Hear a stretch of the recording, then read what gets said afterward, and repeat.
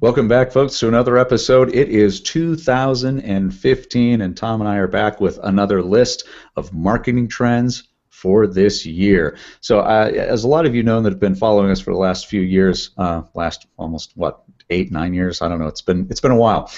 We have done these pretty much every year. What's coming up for the next year, and the predictions have been pretty right on. You can go back and look at the old episodes, and you'll be able to see what we're talking about. But for this year, there's a lot of stuff going on that can contribute to your marketing success for 2015. So, Tom, let's kick it off. Let's talk about strategic web marketing. What can we expect for this year? Well, I think this is going to be the year of process for web marketing for most companies. Which what I mean by that is, we've talked about our four-step process for a long time, but I really think this is going to be the year where that is something they just have to do and get done.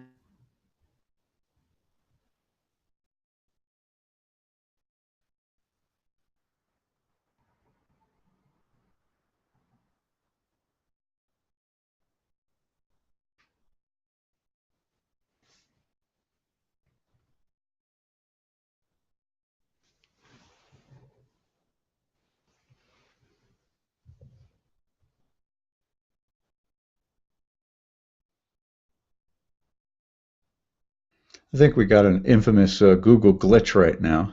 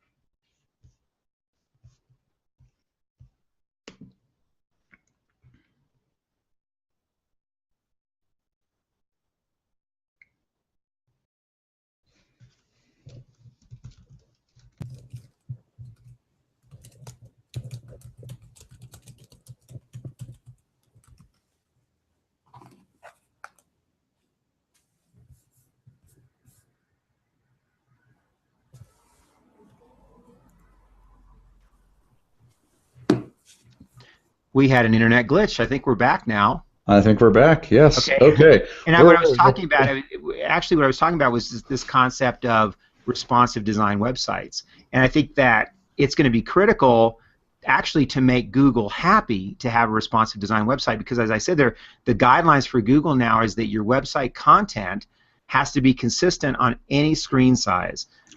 So the days of having a mobile website are pretty much done, and I think what you're going to see more and more is the concept of a website that is responsive, so it'll look pretty much the same on any screen, and it'll adapt to that screen. The content will stay the same, and then there'll be specialty apps for more and more use with mobile. And so people that are 100% mobile will be looking for the app to use on their phone if they're a loyal customer or follower of your business. And then people that are just browsing and doing basic content research will want to make sure that your content adapts to their phone, and they'll read it right on their phone. You know, there's another interesting part on that, to kind of piggyback on that as far as apps or event apps. You know, people go to conferences all the time, and most conferences these days are having apps built for the conference. And what I'm seeing is, for additional functionality, there are also other website providers that allow the app designer to go outside of it and use a mobile website within the app and pull it in. So you may want functionality, if you need additional functionality and you have meetings or events or conferences, you can actually take that out and use it as a mobile website, and it is responsive design. So whether you're using it on a laptop or you're using it on a tablet or a phone, it all looks the same, and that functionality is still the same within the app. So there's some really cool things that are happening. And I think that that's going to be real important for 2015. And then the strategic side of this is going to be more important than ever, because you can't just have an app that is just, bells and whistles and it looks cool and does, it does little somersaults or whatever. It's got to be tied to the strategic vision of the business, and it's got to have a purpose for the app. I think what we saw in the last couple of years is a lot of companies said, download our app. It's really cool. And then you download the app and look at it and you realize, well, there's nothing here of substance. Somebody thought this was really cool to put this together, but why do I need this? So you got to answer the question, why does somebody need that app, and how would they use the app differently from the website? I can give you an example. One of the clients that we work with has camps for kids, and so kids drive the purchasing process for this because they want to go to the camp, and then parents evaluate the camps and say, well, okay, we'll send our kids there, it's worth the money. And so you really need two types of websites. You need your website for the parents to do their research, whether they do it on their phone or their computer, and then you need an app for the kids to go and play and experience the camp in ways that they would when they were there on their phone. So that's a good example of a strategic use of mobile marketing with an app and with the website. I think we're going to see that more and more in 2015. Now, do you think people are going to be ditching apps if it doesn't make sense? Because I know as a user being online, like you said, people say download our app, download our app. I'm going to go, why do I need the app? What am I going to get in the app that's different from the website? When if I download an app, it's going to take space on my phone, and it's not going to do much for me. That's always the big question: is can you get the same information and get the same bang for your buck with a responsive design website, or even a sub-site, if you will, a separate site? Can you get more bang for your buck there than bringing in an app development team? Well, it's all strategic, and it's all based on what your business needs to do. For example, let's say that you are a building company of some kind, and as you do construction or building, you have templates for design specifications, and in those templates there's a calculator that's needed. That calculator might be an app, right? And one of the things that can happen if you have an app is that and people use it, is you can send updates through that app that are really marketing updates for you. So if you come back and you think, well, how are people going to use our website? How would they use tools on our website on their phone? Then that starts to answer the questions of the app. So you don't build an app just to have another marketing tool or way to get in front of people. That's a secondary benefit. The primary benefit is, how can we make life easy and convenient for our target market by having them download an app? And what people will do is they'll download the app if they're excited about your business. They'll use the app initially, and then if it's good, they'll keep it and use it. If it doesn't impress them on the first usage, they'll probably just leave it on their phone until they clean house one day and delete it, which is what people tend to do. Most people on their phones have dozens of apps, and most of those apps they don't use. They stay on their phone. And then if you send them irritating little updates, and they'll eventually delete the app. So it comes back to strategy. And one of the things that's going to happen this year it's going to be a huge event in web marketing is the iWatch. So the iWatch coming out is probably the biggest event we've had since the introduction of the iPhone and the iPad. Now there's still a lot of skeptics out there that think the iWatch won't go anywhere, won't be popular, won't do anything. I think the iWatch could really be a huge player in web marketing, and it's yet to be seen if people will actually try to read content on their watch, but it's certainly going to be used for notifications, for reminders, for brief messages, for notices that emails are coming in. And I do think that people will be checking their email on their watch. I think they'll be checking text messages, and it's just something that's coming. And I think that you have to be ready for the impact of the iWatch on your business. Well, especially if they have text to voice, from being able to read your email and have your email read to you. That would be something that would be beneficial too. So we'll have to see when iWatch comes out. And in the apps, how can you develop an iWatch app? It may be as simple as having your contact information available for the iWatch so people can easily get a hold of you. And the whole concept of wearables, we've talked about this before, that the Google Glass, which actually did not do well and did not move beyond prototype. We'll have to see what happens to the iWatch. I think that from what I've seen from Apple, it's a huge rollout. They're making tens of millions of these products. I think they're going to sell, and I think they're going to be something that can change the industry. And I think that the iWatch, what you might see with the iWatch is that the screen sizes will start to change.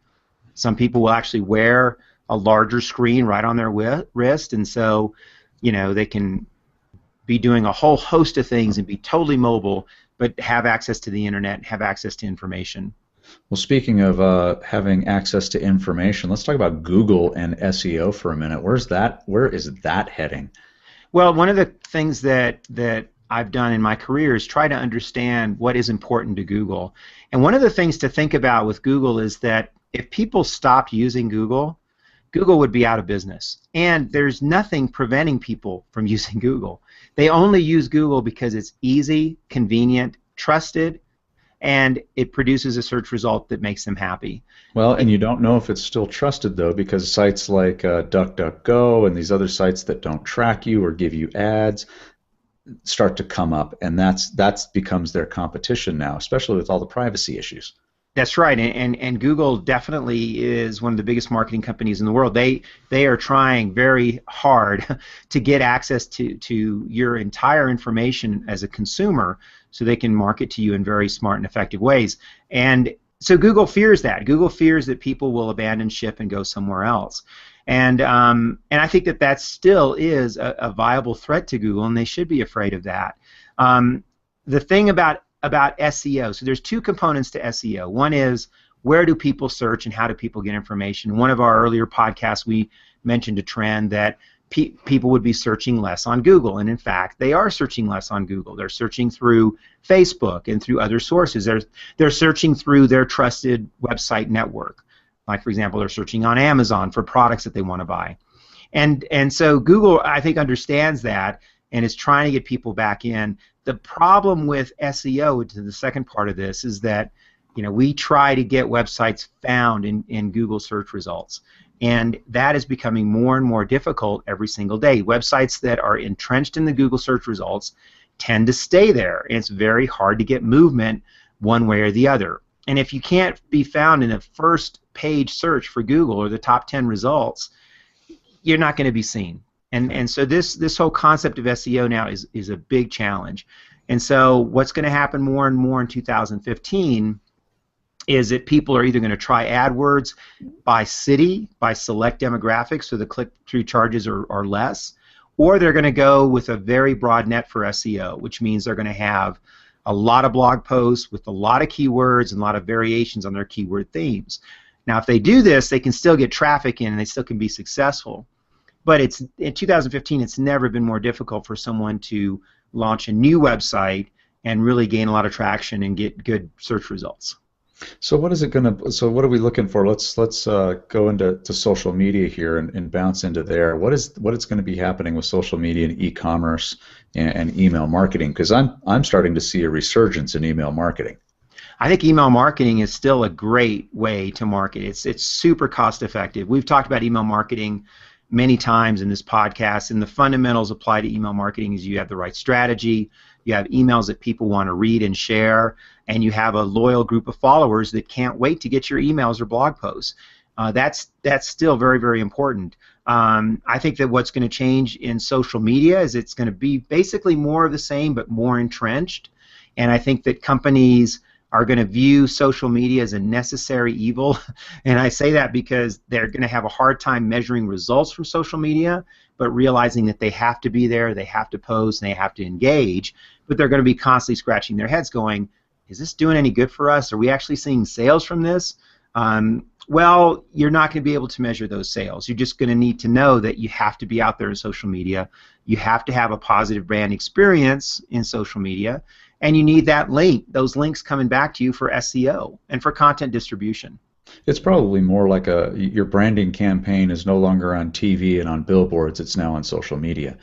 And the other thing that comes up is I was talking to my kids yesterday, and we were talking about social media, and we brought up Facebook because Facebook is heavily invested in marketing. I mean, it's huge. They want to market to you constantly. Take the information, utilize it to market things back at you. And the reality is, I asked the kids, is like, so how come you don't use Facebook? And the first thing was, well, Facebook is for old people and it's not relevant to us. and I was like, oh, That's really? Right. And we go back to 10 years ago, and Facebook was for college students. I mean, that's the only time you could use it. And you're looking at it now, and it's like, no, it's like, so what do you use? And they go, we use Instagram and Snapchat. And they carry on. Yeah, absolutely. The exact same conversations that happen on Facebook are happening on Instagram.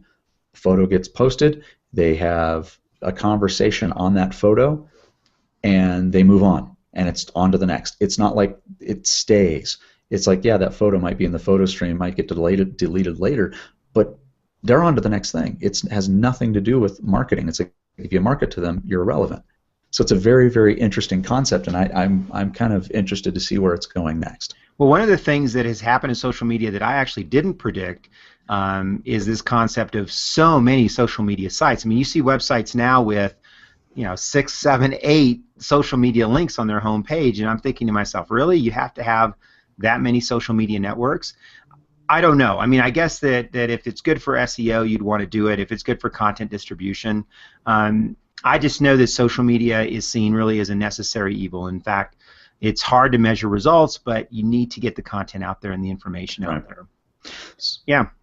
So where are we going with content marketing? I mean, where's that heading? Because we've got that, and obviously with mobile, with responsive design being kind of the king, because mobile websites, in my opinion, are dead. I know anyone that I've been to has been ineffective, and I have to go to full site. And trying to see a full site on my phone is is agitating at best. But so really, where are we going with content marketing, and as it applies to mobile devices? Well, content marketing is going to continue to grow, and it's really eventually content marketing and marketing itself will be the same thing. But there's still a lot of companies that have a long ways to go with content marketing. Still, from what I can tell, most websites still don't have a blog, and if they do have a blog, it's not an active blog. And if they do have an active blog, it tends to be more about self-promotion and kind of trivial things as opposed to real substantive content about the business or the marketplace. So I see continued growth in content marketing. I see continued growth in content marketing for mobile, so people can get information on their phone when they want it, look it up really quick, and make contact. I think that, like I said, mostly this idea of the fundamentals of website strategy and website processes are going to be more important than ever, and at the heart of that is going to be content marketing.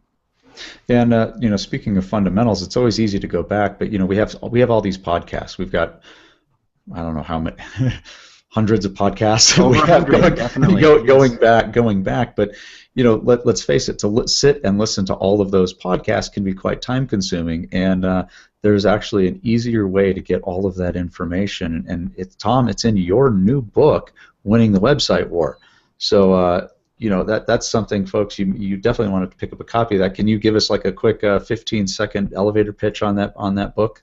Well, Winning the Website War would be a great jumpstart for 2015. It just came out last month, which was December 2014, and it covers the process that you need, and it covers things like what's important to Google, what do business leaders need to know about web marketing, and it goes into detail in the 4 steps. So absolutely, that would be a great action item for you to get this year started.